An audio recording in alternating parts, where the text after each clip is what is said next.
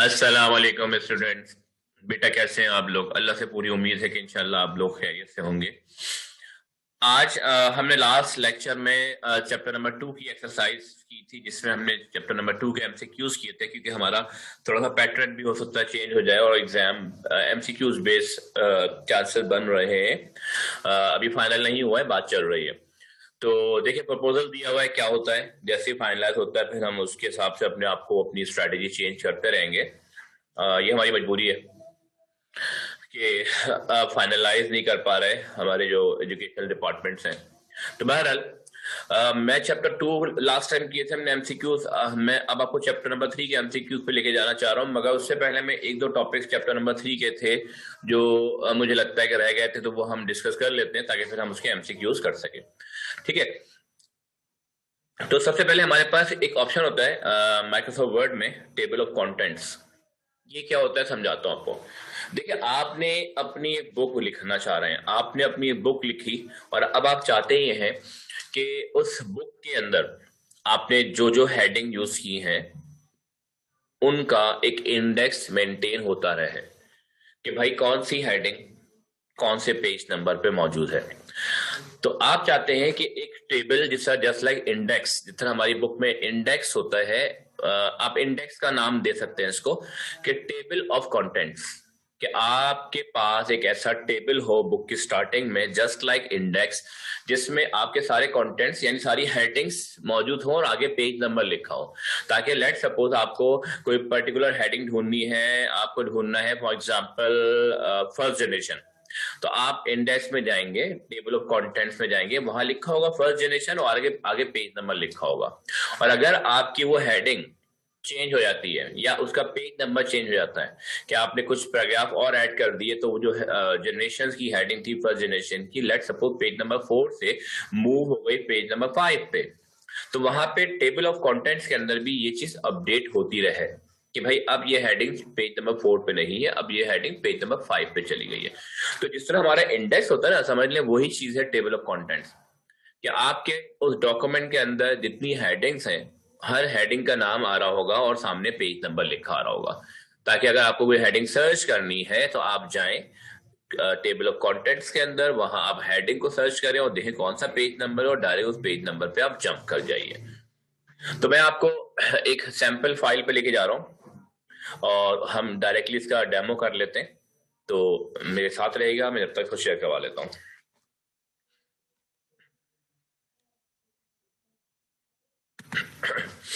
मैंने एक sample file बनाई हुई है जिसमें मैं आपको टेबल ऑफ कंटेंट्स पे काम करके दिखाऊंगा। देखिए, सबसे पहले तो उसमें होता है कि आपकी हेडिंग सारी एक किसी फॉर्मेट में होनी चाहिए। तो मैं आपको समझाता हूं कि आपने ये हेडिंग सेलेक्ट की, ठीक है, और आप यहां पे गए, फॉर एग्जांपल पेज लेआउट में गए, सॉरी, आप गए होम में, हेडिंग सेलेक्ट की और इसमें से कोई भी हेडिंग सेलेक्ट कर लें। मैंने कहा हेडिंग 1। तो अब सबको एक ही स्टाइल से आपने अलाइन करना होगा। आपने सारी हेडिंग पे सेलेक्ट करते गए और उसको हेडिंग 1, मैं चाह रहा हूँ सारी हेडिंग 1 एक ही स्टाइल से हो जाए। तो मैंने हेडिंग 1 कर दिया, हेडिंग 2 कर दें, हेडिंग 3 कर दें, मैं सबको हेडिंग 1 कर रहा हूँ। तो क्या होगा, सबका जो फॉर्मेट है वो एक जैसा हो रहा है। तो ये थोड़ा सा पेशेंस वाला काम है, मुझे सारी हेडिंग्स को सेम पैटर्न पे कन्वर्ट करना होगा। तो इसलिए मैंने इसमें बहुत ज्यादा हेडिंग्स नहीं दी हुई, सिर्फ मैंने चंद पेजेस की हेडिंग दी है ताकि आपको पेज नंबर का कॉन्सेप्ट क्लियर हो कि किस तरह वो अपने पेज नंबर को अलाइन करेगा और किस तरह वो कंटेंट्स का एक टेबल क्रिएट करेगा। तो ये मेरे पास सारी हेडिंग, सबको मैंने जो हेडिंग स्टाइल है, मैंने सबका स्टाइल मैंने कर दिया हेडिंग 1। मेरे हाल से पूरी हो गई। ठीक है, अब ये हमने सारी हेडिंग्स को सेलेक्ट करते गए और हेडिंग 1 सेम स्टाइल में, सेम पैटर्न में कन्वर्ट करते चले गए। अब आपको कहाँ चाहिए कंटेंट्स का टेबल, लास्ट में चाहिए या फर्स्ट पेज पे चाहिए? आप वहां पे कर्सर ले आइए। मैंने कहा भाई मुझे फर्स्ट पेज पे चाहिए। मैं यहाँ पे आया फर्स्ट पेज पे और मैंने क्या किया, इसको मैंने थोड़ा सा नीचे किया ताकि स्पेस बन जाए, और यहाँ आके मैं गया रेफरेंसेस के अंदर और यहाँ पे आप देखें ये ऑप्शन आ रहा है table of contents. Table of contents पे गया, यहाँ पे 3 ऑप्शंस हैं, एक contents, automatic table 1, automatic table 2 और एक मैनुअल। मैनुअल क्या होगा? मैनुअल में फिर आपको अपने मैनुअली उसमें एडिटिंग करनी होगी कि आपको पेज नंबर और वो आप सब अपने हिसाब से मैनुअल उसको एडजस्ट कर सकते हैं। हम यहाँ पे करने जा रहे हैं ऑटोमेटिक टेबल 1 या टेबल 2। डिफरेंस क्या है टेबल 1 टेबल 2? टेबल 1 पे करेंगे तो हेडिंग आएगी कंटेंट्स की, टेबल 2 पे करेंगे तो हेडिंग आएगी टेबल ऑफ कंटेंट्स। तो हम टेबल नंबर 2 कर लेते हैं। जैसे ही मैंने टेबल नंबर 2 को क्लिक किया, आप देखें पूरा एक आपके सामने टेबल ऑफ कंटेंट्स आ चुका है और यहाँ सब लिखा हुआ है कि mechanical era dark age page number 1 पर है और मैकेनिज्म पेज नंबर 2 पर है, पेज नंबर 3 पे Babbage different engine, page number 4 पे ये 3 हेडिंग्स हैं। और हम चेक कर सकते हैं, हम यहाँ पे चेक कर सकते हैं कि अगर मैं यहाँ पे आपको मैं मूव कर दिखाता हूं,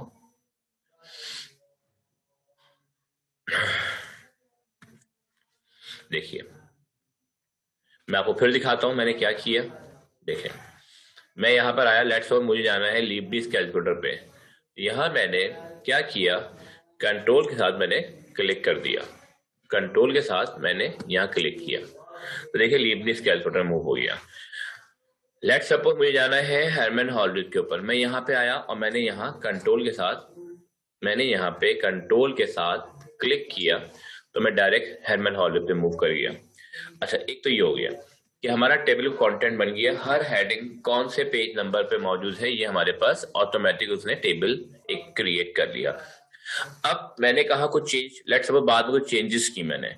अब मैं यहाँ पे गया, मैं यहाँ चेंजेस करता हूँ। फॉर एग्जांपल मैंने कहा एक तो मैकेनिज्म तमाम हेडिंग कैपिटल्स में है और ये हेडिंग है जो स्मॉल लेटर्स में, तो मैंने इसको सेलेक्ट करके इसको कैप्स में कन्वर्ट किया। कैसे करते हैं? शिफ्ट F3, शिफ्ट के साथ F3 प्रेस करेंगे तो ये small letter, title case mean first character capital और ये ऑल कैपिटल। अच्छा, अब यहां तो हमने चेंज कर दिया लेकिन इंडेक्स में चेंज नहीं हुआ। कंटेंट जो बनाए थे हमने, टेबल जो क्रिएट किया था उसमें चेंज नहीं हुआ है। तो अब हम यहाँ पे देखें ये टेबल ऑफ कंटेंट पाएंगे ना, तो देखें ये जैसे क्लिक किया मैंने ऊपर एक अपडेट टेबल का ऑप्शन आ गया। मैं अपडेट टेबल पे गया और मैंने कहा अपडेट कर दो इंटायर कंटेंट, पूरे कंटेंट में जो जो चेंजेस आई उसको चेंज कर दो। जैसे मैं चेंज करूंगा देखिए वो जो हमने वहां पे चेंज किया था वो चेंज यहाँ पर आ गया। लेट सपोज मैंने किसी का पेज नंबर चेंज कर दिया, कैसे मैं वो दिखाता हूँ। फॉर एग्जाम्पल मैंने कहा कि यार ये जो हेडिंग आ रही है ना अबैकस की, ये पेज नंबर 2 पे ले जाओ। तो मैंने यहाँ कुछ और टाइप करना था, मैंने इसको एंटर किया और पेज नंबर 2 पे ले गया। अब प्रॉब्लम क्या आएगी? प्रॉब्लम ये आएगी कि वहां तो अबैकस हमें बता रहा है पेज नंबर 1 पे, तो अगर मैं यहाँ पे क्लिक करता हूँ पेज नंबर 1 पे तो ये मुझे अबैकस पे ले तो गया, लेकिन वहां आपको मैनुअली क्या दिखा रहा है, आपको व्यू में आपको दिखा रहा है पेज नंबर 1, जबकि है कहाँ? पेज नंबर 2 पे। तो आपने अगेन टेबल ऑफ कंटेंट पे क्लिक किया और यहाँ जाके आपने अपडेट टेबल, चाहे तो आप खाली कर दें अपडेट पेज नंबर्स ओनली इस पे, क्योंकि आपने सिर्फ पेज नंबर चेंज किया, कुछ और चेंज नहीं किया, तो आप पेज नंबर ओनली कर दिए। तो देखिए अबैकस का सामने टेबल ऑफ कंटेंट्स में आ रहा है पेज नंबर 2। तो आप कुछ भी चेंज करेंगे उसको यहाँ जाके आप अपडेट कर सकते हैं, वो आपका टेबल ऑफ कंटेंट्स अपडेट होता रहेगा।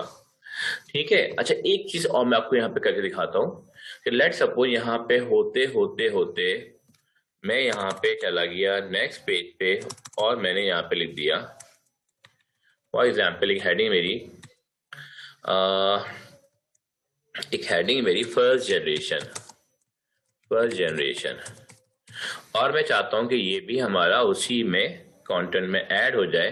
तो मैं होम पे गया, इसको मैंने हेडिंग 1 किया, देखते हैं क्या ऊपर ये आ चुका है, नहीं आया। ठीक है, हम यहाँ पे गए अगेन और हमने यहाँ पे अपडेट इंटायर टेबल, आप देखें यहाँ पे फर्स्ट जनरेशन यहाँ पे ऐड हो गया है।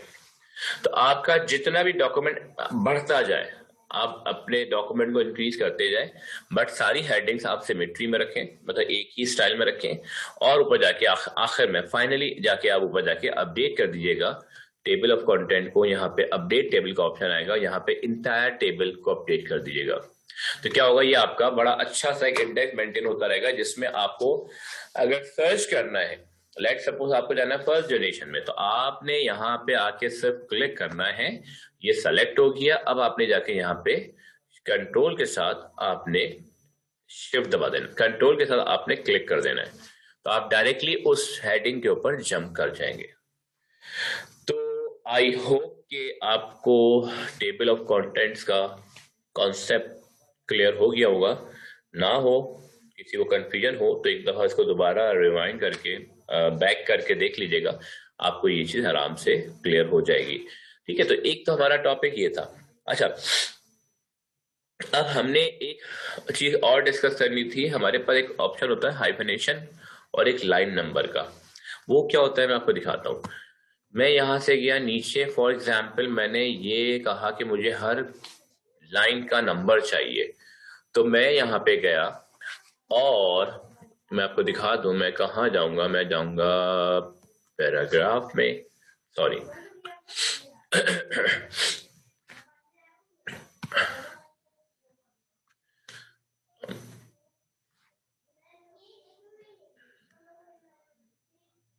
एक मिनट होल्ड रखिएगा।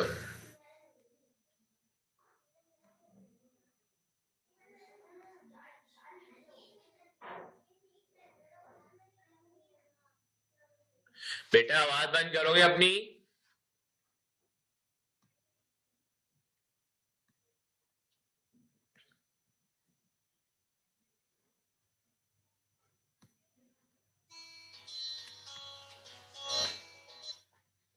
अस्सलामुअलैकुम।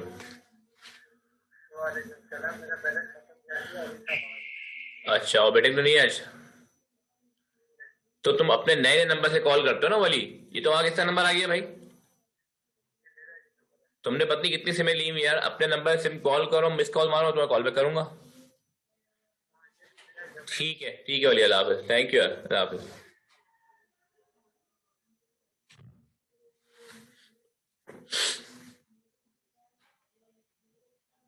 Page layout.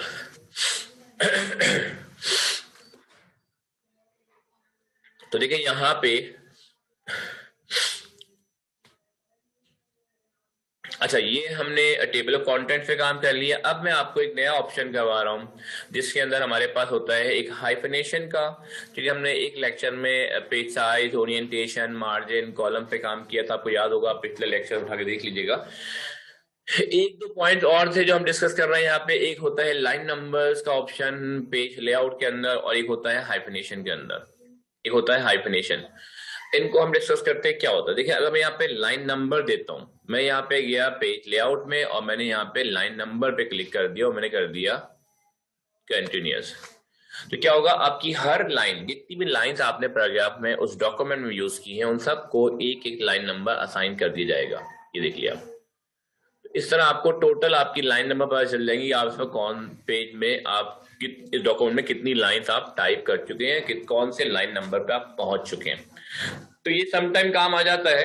एक ऑप्शन है वर्ड के अंदर, बेशुमार ऑप्शन ऐसे दिए हुए जो कि स्पेशल पर्पस ऑप्शंस हैं जिसका एक आम यूजर को नीड नहीं होती। तो ये एक ऑप्शन मैंने बता दिया आप लोगों को। एक है हाइफेनेशन। ये क्या होता है? देखिए लेट सपोज मैं यहाँ पे पैराग्राफ स्टोर करता हूँ। मैं यहाँ पे मैं आपको ऊपर दिखाता हूँ कोई ऐसा पैराग्राफ जिसमें हाइफेनेशन का कॉन्सेप्ट आपको क्लियर हो सके। तो let me find that paragraph. I think यहाँ पे हो सकता है। मैंने इस पैराग्राफ को सेलेक्ट किया, ठीक है, या सेलेक्ट ना भी करने का, सिर्फ लाके कर्सर छोड़ दिया और मैं आता हूँ हाइफेनेशन में, ऑटोमेटिक हाइफेनेशन। नहीं, यहाँ पे तो खैर नहीं हुआ। मैं आपको दोबारा दिखाता हूँ। देखिए यहाँ पे नेक्स्ट पैराग्राफ पे इसका इंप्लीमेंट हुआ है। मैंने हाइफेनेशन में क्लिक किया, आप लोग जरा ऑब्जर्व कीजिएगा, ऑटोमेटिक हुआ क्या, ये जो सेवरल लिखा हुआ था, फिर देखें यहां पे सेवरल जो था, जब हमने इसको हाइफेनेशन पे क्लिक किया तो हुआ क्या, इसने अपने हिसाब से पैराग्राफ को एडजस्ट किया और यहां पे सेवरल का वर्ड पूरा आ नहीं पा रहा था, तो इसने बजाय सेवरल का पूरा वर्ड नीचे मूव करने के, सेवरल का जितना पार्ट वहां आ सका उसको रखा और उसके साथ डैश ला के नीचे बाकी ERAL रखा। सेम अगर आप नीचे देखें यहाँ पे भी 17 का वर्ड, या तो ये 17 का वर्ड नेक्स्ट पैराग्राफ में मूव करता, तो फिर उससे क्या होता है, पैराग्राफ की अलाइनमेंट आउट हो जाती। तो इसने क्या किया, 17 के जितना कैरेक्टर्स आ सकते थे वो रखे ऊपर वाली लाइन में, उसके बाद हाइफन, इसको हम हाइफन कहते हैं, इस डैश को हम हाइफन कहते हैं, हाइफन लगा के बाकी रिमेनिंग पार्ट जो है वो नीचे मूव कर दिया। तो हुआ क्या, 17 बीच में ब्रेक हो गया। तो हाइफन का मतलब ये होता है कि ये 7 यहाँ पे एंड नहीं हुआ, बल्कि इस वर्ड का रिमेनिंग पार्ट नेक्स्ट लाइन पे मूव हो गया है। तो मैं हाइफनेशन को खत्म करता हूं, तो देखें यहाँ पे ये नॉर्मल वापस अपनी जगह पे आ गया ड्यूरिंग द 17th। तो इसने हुआ क्या था, जब मैंने जस्टिफाई किया होगा इस पैराग्राफ को, तो इसने अपने आप को अलाइन तो कर लिया, बट चूंकि वर्ड 17 का वर्ड ऊपर नहीं आ पा रहा पूरा, तो उसने इसको नीचे मूव करके बाकी जगह अपने आप को वर्ड्स के तौर पे, मतलब बाकी वर्ड्स को के दरमियान जो स्पेसिस थे, जो स्पेसिस थी, उनको अपने हिसाब से एडजस्ट कर दिया। तो अब मैं जब यहाँ पे मैंने हाइफनेशन ऑन कर दी, तो उससे क्या होगा कि ये प्लेन टाइपिंग होती जाएगी, और जैसी लास्ट लाइन, उस लाइन का लास्ट वर्ड लिख रहे होंगे और वो वर्ड पूरा नहीं आ पा रहा होगा, तो उस पूरे वर्ड को बजाय कि वो नेक्स्ट लाइन पे मूव कर दे, वो जितने वर्ड का, वो उस वर्ड के जितने कैरेक्टर्स उस लाइन में आ पाएंगे वो वहां रखेगा, बाकी हाइफन लगा के बाकी कैरेक्टर्स को नीचे मूव कर देगा। तो ये हमारे पास ऑप्शन था हाइफनेशन का। अच्छा, इसके अलावा हमारे पास एक दो पॉइंट्स और थे, जैसे हमने लास्ट टाइम पिक्चर्स को भी इंसर्ट करवाया था अपने डॉक्यूमेंट के अंदर। तो एक बड़ा अच्छा ऑप्शन है उसमें ग्रुप ऑफ पिक्चर्स, क्या हम पिक्चर्स की ग्रुपिंग करते हैं। वो क्या होता है, देखें मैं यहाँ पे फॉर एग्जांपल इस पेज के एंड पे जाता हूं मैं, और यहाँ पे मैं कुछ चीजें इंसर्ट करता हूं। मैं पहले तो लाइन नंबर्स का ऑप्शन खत्म कर दूं।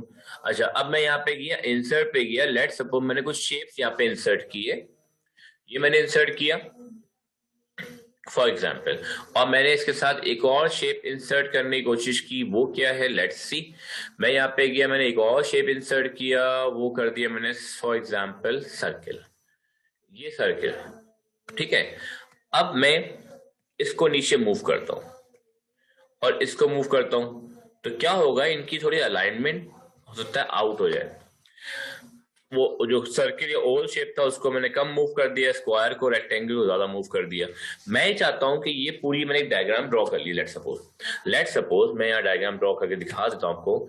मैंने यहाँ पे एक डायग्राम ड्रॉ की है, फॉर एग्जाम्पल ये मैंने शेप ड्रॉ किया, एक ये रहा, और एक और शेप ड्रॉ कर लेते हैं, उसको हम एक फेस बनाने की कोशिश कर रहे हैं, और हमने यहाँ पे एक और, हमने कुछ यहाँ पे शेप ड्रॉ किया, फॉर एग्जाम्पल इसी को हम ले लेते हैं, इसको हमने बैक कर दिया, ऑर्डर सेंड चेंज किया, इसका हमने सेंड टू बैक, ठीक है, ये हमारा फेस बन गया। अब हम चाहते हैं कि जब मैं मूव करूं, अब मैं खाली इसको मूव कर रहा हूं तो सिर्फ ये मूव हो रहा है, सर्किल को मूव करूंगा तो एक आई को तो एक आई मूव करेगी। हमने कहा भाई पूरा हमने फेस बना दिया, अब जब मैं मूव करूं तो ये तीनों ऑब्जेक्ट्स एक साथ मूव करें। तो मैं ये चाहता हूं कि इन तीन ऑब्जेक्ट्स की एक ग्रुपिंग हो जाए और ये as a single picture, as a single object convert हो जाए। तो मैंने यहाँ पे इस सर्किल को सेलेक्ट किया, कंट्रोल के साथ मैंने कंट्रोल प्रेस करके रखा, देखिए प्लस का साइन चेंज हो गया, ये कर्सर चेंज था, जैसे मैंने प्लस किया, कंट्रोल प्रेस किया, ये साइन आ गया। अब मैंने इसको सेलेक्ट किया, अब मैंने इसको सेलेक्ट किया, कंट्रोल नहीं दबाऊंगा तो देखिए क्या होगा, इसको सेलेक्ट किया, अब मैं बाहर कंट्रोल प्रेस किए इसको सेलेक्ट करता हूं तो वो फेस आउटलाइन अनसेलेक्ट हो जाएगी, ठीक है। तो कंट्रोल से क्या होता है कि ये मल्टीपल सिलेक्शन करेगा, इसको भी सिलेक्ट कर लिया, इसको सिलेक्ट कर लिया, इसको सिलेक्ट कर लिया। अब आपने क्या किया, राइट क्लिक किया और यहां पे आके आपने ग्रुप कर दिया। क्या किया आपने, तीनों को कंट्रोल के साथ सेलेक्ट किया, राइट क्लिक किया और यहां ग्रुपिंग में आके आपने ग्रुप कर दिया। अब क्या होगा, अब ये पूरा ग्रुप एक सिंगल, तीनों ऑब्जेक्ट्स एक ग्रुप में आ गए। आप इसको मूव करें, ये पूरा एज इट इज मूव होगा। आपको अनग्रुप करना है, आप वापस राइट क्लिक करें, ग्रुपिंग पे जाइए, अनग्रुप कर दें, ये देखें तीनों की सिलेक्शन इंडिविजुअल सिलेक्शन हो गई। अब अगर आप सिर्फ फेस आउटलाइन मूव करेंगे तो आईज वहीं रहेंगी, ठीक है। तो ये हमारे पास ऑप्शन था ग्रुप अनग्रुप का ऑप्शन, ठीक है। अच्छा, तो ये वर्ड के कुछ ऐसे टॉपिक्स, ऐसे पॉइंट्स थे जो हमने यहाँ पे चेंज किए। एक और मैं ऑप्शन दिखा देता हूँ यहाँ पे, जिसको मैं बता देता हूँ यहाँ पे, कि हमारे पास एक थीम का ऑप्शन भी होता है। आप चाहते हैं कि अपने पूरे डॉक्यूमेंट की इंटायरली थीम को चेंज कर दें, तो आप यहाँ थीम के ऑप्शन में जाके अपनी मर्जी के हिसाब से थीम को सेलेक्ट कर सकते हैं।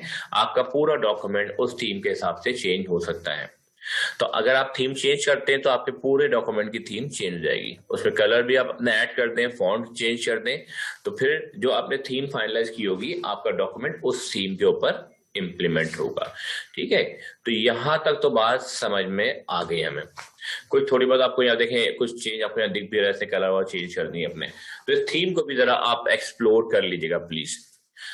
तो यहां तक कि हमने कुछ वर्ड के टॉपिक डिस्कस करने थे। मैं आपको एक टॉपिक कराऊंगा अभी एक्सेल का, जिसमें हमारे पास एक्सेल में एक टॉपिक था हमारे पास चार्ट्स का, कि हम चार्ट्स कैसे इंसर्ट करते हैं। एक टॉपिक था हमारे पास सॉर्टिंग का, वो सॉर्टिंग हम डिस्कस करते हैं। तो मैं आपको यहाँ पे एक्सेल लोड करके मैं आपको एक्सेल भी लेके जा रहा हूँ। मैं आपको याद रहे ये मैं क्लास, ये लेक्चर क्यों बना रहा हूँ, क्योंकि मुझे अब चैप्टर नंबर 3 के एमसीक्यूज करने। तो चैप्टर नंबर 3 के एमसीक्यूज में चूंकि हम पहले कर चुके हैं, आप लोग थोड़ा सा भूल चुके होंगे, तो मैंने कुछ फीचर्स जो थे, जो रह गए थे, वो मैंने फीचर आपको आज करवा दिए, ताकि जब मैं एमसीक्यूज कराऊंगा तो आपको पहले से कॉन्सेप्ट क्लियर होगा कि हम करने क्या जा रहे हैं। तो बहरहाल मैं यहाँ पे लेके जा रहा हूँ आपको एक्सेल के ऊपर। मैं आपकी शेयरिंग चेंज कर रहा हूँ, जो वर्ड की हमने शेयरिंग थी उसको हम स्टॉप करते हैं, और अब हम जाते हैं एक्सेल की शेयरिंग के ऊपर। ये हमारे पास एक्सेल आ गया। सबसे पहले एक्सेल पे मैं जो आपको करवाने जा रहा हूँ, वो करवाने जा रहा हूँ sorting, number 1 option. Number 2 option कराऊंगा आपको चार्ट, कि हम चार्ट कैसे ग्राफिकली हम कैसे डाटा को रिप्रेजेंट करते हैं। तो मैं यहाँ पे गया, मैंने यहाँ पे लेट सपोज कुछ वैल्यूज प्रेस कर दी। मैंने कहा कंप्यूटर, फॉर एग्जाम्पल कंप्यूटर में मार्क्स जो आए आपके, फॉर एग्जाम्पल आपके आए 99। फिजिक्स में आपके मार्क्स आए हैं 89। उर्दू में आपके मार्क्स आए हैं 87। अल्लाह करे ऐसे मार्क्स आप लोग आ जाए इंशाल्लाह। और इंग्लिश में मार्क्स आए हैं आपके 89 कर लीजिए, नहीं चेंज कर लेते हैं इसको, हम करते हैं इसको 91 कर लेते हैं। और एक सब्जेक्ट और ऐड करते हैं यहाँ पे मैथ्स का। मैथ्स में आपके मार्क्स आए हैं 97। ठीक है, ये आपके पास आ गए 5 सब्जेक्ट से मार्क्स। अब हम करते क्या है, हमने इसको सॉर्ट करना है। मैं चाह रहा हूं सॉर्टिंग हो जाए किस तरह, या तो मैं सब्जेक्ट को अल्फाबेटिकल ऑर्डर में सॉर्ट कर दूं, या फिर मार्क्स को हम सॉर्ट कर दें कि सबसे छोटे मार्क्स फिर बड़े यानी असेंडिंग ऑर्डर में, या मैं चाह रहा हूं डिसेंडिंग ऑर्डर में। तो हमने इसको सेलेक्ट किया, और देखिए यहां पे आपको ऑप्शन मिलेगा सॉर्ट का, ये सॉर्ट एंड फिल्टर। मैं सॉर्ट पे गया, कह रहा है सॉर्ट A to Z या Z to A, मैंने कहा A to Z। तो इसने क्या किया, सब्जेक्ट को अल्फाबेटिकल ऑर्डर में सॉर्ट कर दिया। C सबसे पहले आता है इन 5 सब्जेक्ट में, फिर E आया, फिर M आया, फिर P और फिर U आया। अगर हम चाहते हैं कि नहीं हमें सॉर्ट करना है फॉर एग्जाम्पल डिसेंडिंग ऑर्डर, तो देखें ये रिवर्स ऑर्डर हो गया, साथ में मार्क्स भी चेंज हो रहे हैं। फिर मैंने कहा भाई हमें चेंज करना है कस्टम, अपनी मर्जी की हमने सॉर्टिंग करनी है। तो इसने कहा भाई ठीक है। फिर मैं कहा ये कस्टम पे गया, देखें मैं गया सॉर्ट सेलेक्ट किया, मैंने सॉर्ट कस्टम पे चला गया। अब कह रहा है कि आपको कौन से कॉलम पे चेंजेस लानी है। मैंने कहा मुझे कॉलम नंबर C पे। क्यों? कॉलम नंबर C देखिए आप लोग, कॉलम नंबर C पे देखें नंबर्स दिए में मार्क्स, और मैं मार्क्स के अकॉर्डिंगली इसको सॉर्ट आउट करना चाह रहा हूं। तो मैं यहाँ पे गया और मैंने यहाँ पे सॉर्ट पे कस्टम पे गया, और मैंने कहा सॉर्ट के कस्टम पे गया, मैंने कहा यहाँ पे कॉलम नंबर C के अकॉर्डिंगली सॉर्ट करो और स्मॉलेस्ट टू लार्जेस्ट। ठीक है, ये वैल्यू हमने छोड़ दी, हमने कहा कॉलम नंबर C को सॉर्ट करो स्मॉलेस्ट टू लार्जेस्ट। ये देखिए, तो जो सब्जेक्ट के मार्क्स सबसे लोएस्ट थे 87, पहले उसने उर्दू को रख दिया, फिर 89 उससे बड़े थे, देन 91, देन 97, देन 99। तो ये हमारा था थोड़ा सा एक सॉर्ट का मैंने ऑप्शन बता दिया आपको। उसके अलावा इसी पे हम बनाते हैं चार्ट। मैं ये चाहता हूं कि इसका हम ग्राफिकली रिप्रेजेंट करें कि किस सब्जेक्ट में कितने मार्क्स हैं। या कौन से सब्जेक्ट का लेवल हाई है। मैंने सेलेक्ट किया और उसके बाद में इंसर्ट पे गया और यहाँ पे आपके पास ऑप्शन आ गया चार्ट का। आपने यहाँ पे चार्ट पे क्लिक किया, ठीक है। ये पूछेगा आपसे, डिफरेंट ऑप्शन पूछेगा। हमने कहा भाई 3D ऑप्शन कर दो, ये इसने। तो क्या हुआ हमारे पास, अब देखें ग्राफिकली रिप्रेजेंट हो रहा है कि किस सब्जेक्ट के मार्क्स सबसे ज्यादा है, उससे कम कौन है, उससे कम कौन है, उससे कम। तो यह बता रहा है आपको कि उर्दू के मार्क्स आपके सबसे लोएस्ट मार्क्स हैं, और उसके बाद फिर आपके फिजिक्स के मार्क्स हैं, और फिर ये। तो आपको ग्राफिकली रिप्रेजेंट कर रहा है। अच्छा, इन चार्ट्स को आप चेंज भी कर सकते हैं। आप यहाँ पे गए और आपने कहा मुझे जो है फॉर एग्जाम्पल चार्ट चेंज करना है, तो आप यहाँ से चेंज चार्ट टाइप पे गए और यहाँ जाके आपने कहा भाई मुझे पाई चार्ट चाहिए, तो देखें ये पाई चार्ट में कन्वर्ट हो जाएगा। आपने कहा नहीं मुझे पाई चार्ट नहीं चाहिए, मुझे चाहिए फॉर एग्जाम्पल लाइन चार्ट चाहिए, तो आप गए यहाँ पे आपने लाइन चार्ट कर दिया, तो ये आपका लाइन चार्ट आ गया। सबसे बेहतर जो होता है, बेहतर रहता है हमारा बार चार्ट, या बार चार्ट ही रखिए, ठीक है। तो ये हम वापस आते हैं इसके ऊपर। तो हमने क्या किया, फिर दिखा रहा हूं मैं। यहाँ पे हमने सेलेक्ट किया और फिर हम ऊपर गए इंसर्ट पे, और इंसर्ट पे आके हमने चार्ट पे क्लिक किया, ये आपका चार्ट आ गया। तो अब चार्ट इंसर्ट करना आपको मैंने बता दिया, ठीक है। अब चार्ट के अंदर क्या फर्दर ऑप्शंस हैं वो आप जाएं, इस पे चेंज करें, इसको एक्सप्लोर करें, ठीक है। हमारे पास सिलेबस में था इंसर्ट चार्ट, मैंने आपको चार्ट इंसर्ट करना बता दिया है। अब इसके अंदर फर्दर बेशुमार ऑप्शंस हैं, आप जाएं, इस पर टाइम दीजिए और इसके अंदर जो जो ऑप्शंस हैं, फीचर्स हैं, उसको एक्सप्लोर कीजिए, ठीक है जनाब। तो अब नेक्स्ट लेक्चर में इंशाल्लाह हम इस चैप्टर की एक्सरसाइज करेंगे। जब तक के लिए हमें इजाजत दीजिए, इंशाल्लाह नेक्स्ट रिकॉर्डेड लेक्चर के साथ मुलाकात होगी। अपना और अपने पेरेंट्स का बहुत ख्याल रखिएगा और हमें दुआओं में रखिएगा। अल्लाह हाफ़िज़।